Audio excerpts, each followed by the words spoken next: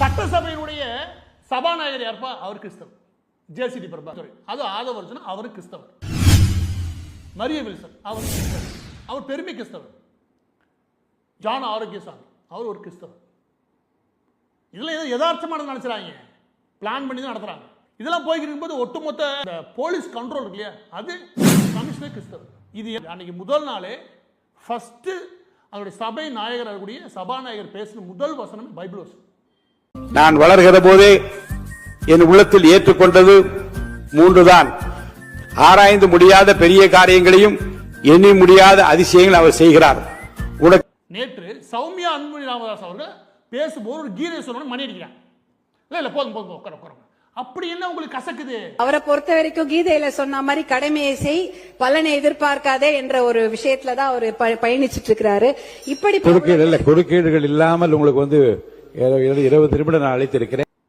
எப்படி பழனி கோயில் சொத்து ஆட்டையை போட்டுருக்காங்க, பக்கத்துல தாடி கொம்பு பெருமாள் கோயில் சொத்து 200 கோடி ரூபாய் ஆட்டையை போட்டாங்க.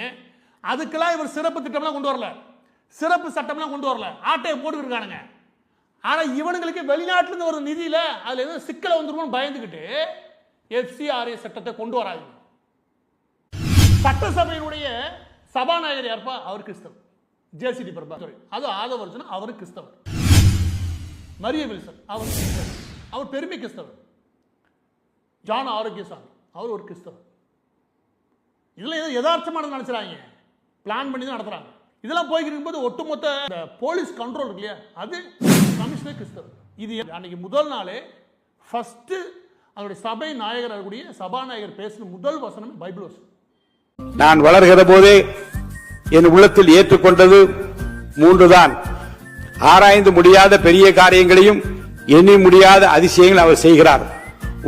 நேற்று சௌமியா அன்புமணி ராமதாஸ் அவர்கள் பேசும்போது ஒரு கீதை சொன்ன மணி அடிக்கிறாங்க. இல்ல போதும் போதும் உட்கார உட்கார.